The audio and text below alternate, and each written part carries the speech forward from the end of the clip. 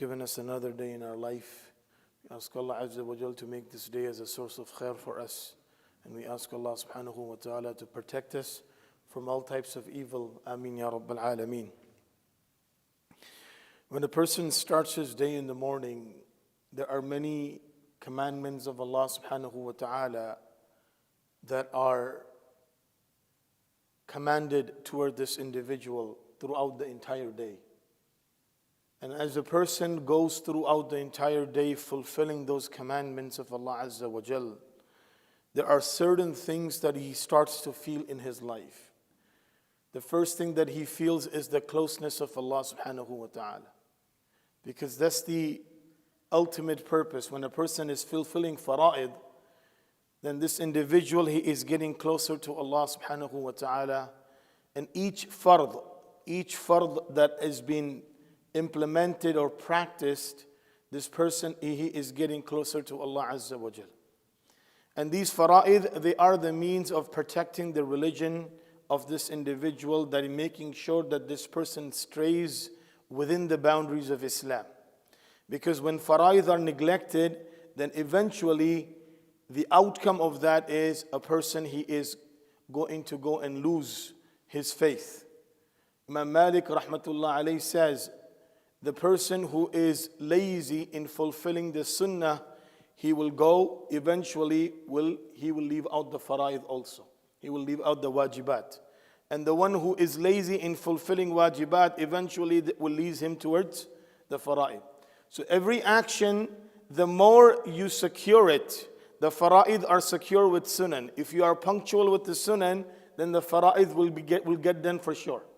But if a person says, no, only the fard, I only have to worry about the fard, forget about the sunan, then what happens is, a lot of times the sunan are being wasted also.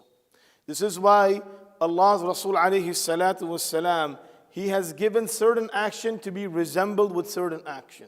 For example, Rasulullah sallallahu alayhi wasallam said, the person who is coming to the masjid is like that individual who is safeguarding the boundaries of Islam. A person who waits for the salah to be started in the masjid, when he arrives or after he has completed one salah, he waits for another salah to start in the masjid. This person is like that individual who is safeguarding the boundaries of Islam. فَذَلِكُمُ الرِّبَاطِ. The Prophet alayhi salatu wasalam, these are called ribat. What is ribat? That a person makes sure that the boundaries, because when you have countries, you have the boundaries of those countries. And when those boundaries, you have the military, you have all the forces available, so no one from the outside can come inside forcefully or attack. Why? Because if this is broken, if the boundary is broken, then of course all the dwellers of the city or the country their life can be jeopardized. So similarly, when a person, he is safeguarding his prayers, the rest of the religion, it becomes secure.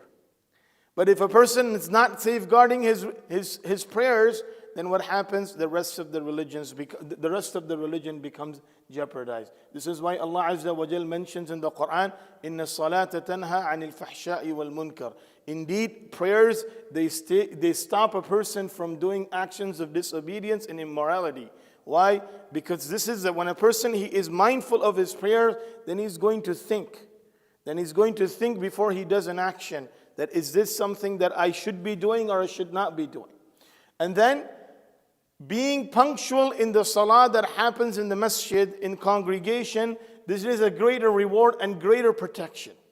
Once Umar ibn al-Khattab radiyallahu anhu, after finishing his Fajr salah, he looked at and one person was missing, Ibn Abza, who was made in charge of the market, the Suq al-Madina. So Umar radiyallahu anhu worried about him. Where did he go? So immediately after salah, he went to his house to check on him.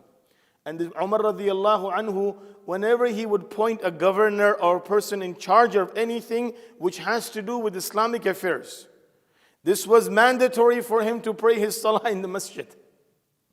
If he's not praying his salah in the masjid, Umar radiyallahu anhu will do him ma'zul, meaning he will take him out of his duty. Because how can you serve the deen of Allah if you cannot serve Allah Azza wa Jalla? If a person says, no, I want to do this I want to be part of this or I want to be part of this, but he does not be mindful of coming to the house of Allah for performing salah, then there is no way that he will be able to fulfill other duties of religion. Why? Because this is the main duty, that coming to the house of Allah and performing your salah in the house of Allah subhanahu wa ta'ala. So Umar radiallahu anhu went to his house, knocked at the door, so his mother opened up. Says, where is he? I didn't see him for Fajr. So she said, he was praying the whole night. He was doing nafil salah the whole night. So as soon as the time of Fajr started, he felt tired. He went, immediately prayed his fard and went to sleep. Umar radiallahu anhu says, La hawla wa la quwwata illa billah. There is I would rather sleep the whole night, wake up in the morning and come and pray my Fajr salah in the masjid, rather than praying the whole night and then praying my salah at home and going to sleep.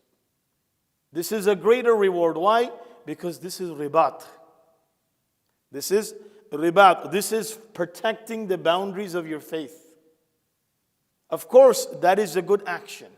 But nawafil cannot be given more importance over fara'id.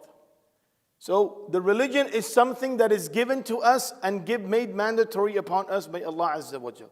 It is not the like or the comfort of our own heart. A person says, this is more comfortable for me, or this is more convenient for me, so I will do this. No. In religion, you look at the hukum of Allah and the sunnah of Rasulullah sallallahu alayhi wasallam.